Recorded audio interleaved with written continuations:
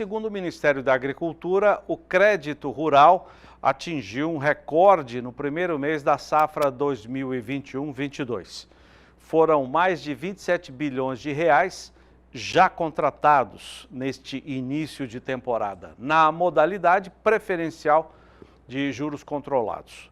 Nós vamos conversar sobre esse assunto com o executivo, o CEO da Terra Magna, o Bernardo Fabiani. Vamos conversar com ele pela internet. Muito boa tarde. O que motivou, na avaliação do senhor, essa forte procura já no início de temporada? Boa tarde, muito obrigado pelo convite. É muito importante observar que, apesar de a gente ter vivido um recorde agora na contratação de crédito rural para o primeiro mês da liberação do Plano Safra, o Plano Safra ele atrasou muito. Assim, valeu a pena o atraso. No final, o Plano Safra ele foi muito proveitoso, muito bem desenhado para o nosso agro, mas, por outro lado, ele atrasou. Então, na prática, o que a gente está vendo é uma demanda represada do crédito necessário tanto para o custeio quanto para o investimento. Vale lembrar que grande parte desse recorde, colocamos assim, foi puxado pelo crédito de investimento, que é muito mais dependente do Plano Safra do que o crédito de custeio em si. E, naturalmente, o crédito de custeio, particularmente no sul do país, ele tem uma fração significativa, uma representatividade significativa na cesta de financiamento dos produtores e, por isso, ele foi o segundo maior recorde, colocamos assim. Mas quando a gente fala sobre um recorde, a gente tem que tomar cuidado, porque a gente tem que lembrar que houve o atraso e essa demanda represada, ela foi toda dada vazão agora no primeiro mês da liberação do Plano Safra.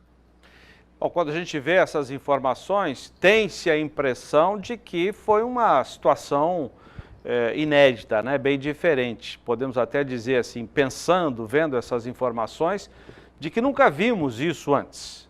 O senhor enxerga isso diferente? Quer dizer, é uma situação que dependeu de outros fatores e não simplesmente de um volume absoluto de recursos. Não me resta dúvida com respeito à contribuição desse fator do atraso. Então, quando a gente fala de recorde, a gente teria que comparar, por exemplo, qual que é a demanda represada em cada um dos momentos. E houve, de fato, um atraso significativo na liberação do Plano Safra. A gente tem que reconhecer outras coisas também. O Plano Safra ele está perdendo representatividade, particularmente no custeio, devido à redução do poder de compra. Vale lembrar que os insumos eles são em grande parte dolarizados. O Plano Safra ele é denominado em reais. Então, como a relação de câmbio ela foi muito prejudicada desde o início da pandemia, o poder de compra de cada real do Plano Safra por unidade de insumo, coloquemos assim, diminuiu. Então, eu diria que isso é muito mais atribuível ao atraso e à demanda represada do que a outros fatores. Tem uma outra informação do Ministério, a de que os produtores familiares, né, que Pronaf, foram os que mais contrataram nesse início de temporada. O que isso pode representar? Isso representa o sucesso da nova política agrícola brasileira. Então, a gente tem sempre que olhar para a história para poder entender o presente. A agricultura brasileira, na década de 70, ela era basicamente inexistente, ela existia, na verdade, só no sul do país, e foi justamente o crédito subsidiado que permitiu que ela chegasse onde ela está hoje. Só que o crédito subsidiado, ele custa muito caro para o governo e as contas do governo, elas não estão incríveis, por assim dizer. E à medida que o mercado ele ficou mais maduro, o agro passou a poder buscar financiamento do mercado privado de fato. Então, a política agrícola do Brasil hoje, ela saiu do subsídio por meio do crédito, o subsídio diretamente no crédito, para atender isso, o crédito subsidiado somente para o pequeno e o médio produtor. O grande produtor ele precisa ir a mercado para poder acessar recursos, grande parte dos médios também. E a política agrícola ela está indo agora para o seguro, para o subsídio do prêmio de seguro de safra. E por que isso é muito inteligente? Porque você garante o crédito subsidiado para o pequeno, que é realmente quem não tem capacidade de acessar crédito comercial, e por outro lado, você endereça o maior risco da agricultura, que é o seguro de safra, justamente para garantir que o financiador privado se sinta confortável em levar os seus reais, digamos assim, para o campo. Cenário de alta dos juros, com a indicação ou o indicativo de que terminaremos 2021 com uma taxa Selic na casa entre 6,5% e 7% ao ano, que vai elevar as demais taxas de juros aqui no Brasil. Então, temos esse lado, esse contraponto, que é a alta na taxa de juros.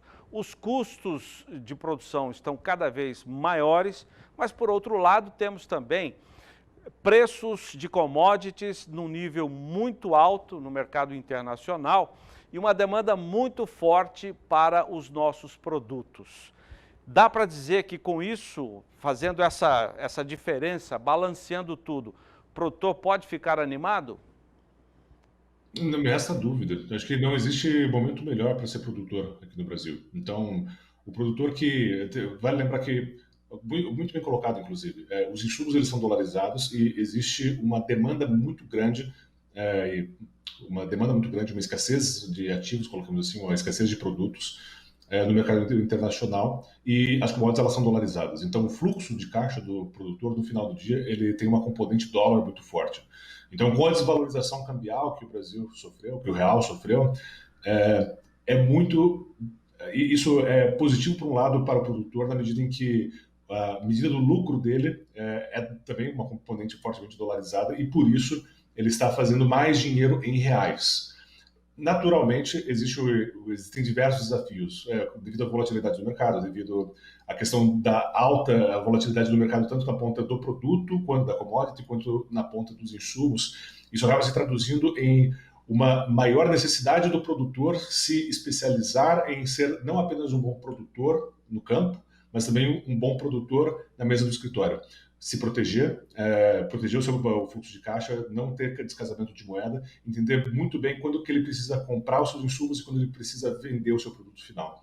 Então, isso, assim, o cenário atual ele é extremamente positivo. A gente não deve ver essa questão do plano safra, do crédito subsidiado estar diminuindo como algo negativo para o mercado. Não. O pequeno e o médio produtor que não tem capacidade de acessar o mercado vão continuar sendo apoiados pelo Estado. E, por outro lado, a gente vai ter o benefício, digamos assim, da agricultura mais moderna, mais madura, de poder acessar produtos muito mais sofisticados do mercado de capitais e do mercado financeiro privados. Tem um outro entrave sendo colocado, né, como provável obstáculo para a safra, que é o chamado apagão de insumos. Quer dizer, assim como nós temos em outros setores da economia, automobilístico, por exemplo, construção civil, também os insumos agropecuários, que poderiam ter dificuldade, né, o produtor, para encontrar os insumos. Como é que o senhor vê essa questão? É um cenário real. Então, assim, a gente tem acompanhado isso e isso se traduz, naturalmente, a escassez do ativo se traduz em um aumento do preço dele. Então, a gente já está vendo isso no campo, infelizmente. Isso pode sim afetar, mas isso só corrobora afetar a produção primária, mas isso só corrobora o ponto anterior. Com um mercado muito mais volátil, um mercado muito mais incerto, o produtor que consegue se antecipar do ponto de vista da aquisição dos seus insumos, consegue entender o momento correto de vender a sua commodity e não fica carregando o risco de descasado no balanço, esse é o produtor que vai prosperar muito no cenário atual. Então, o produtor que pegou e antecipou o seu pacote de financiamento com um fornecedor, seu pacote de insumos com um fornecedor de qualidade que certamente vai conseguir honrar o contrato, esse é o produtor que vai se beneficiar tremendamente. Agora, o produtor que deixou as coisas para a última hora ou que conseguiu um preço 2% mais barato, mas talvez com um fornecedor não tão confiável, esse é o produtor que pode sofrer, assim, uma coisa surpreendente, mas um washout, por exemplo, de um contrato de glifosato. Pode acontecer. Queria agradecer a participação do senhor Bernardo Fabiani, que é o diretor executivo, CEO da Terra Magna. Muito obrigado pela sua entrevista ao programa Mais Pecuária.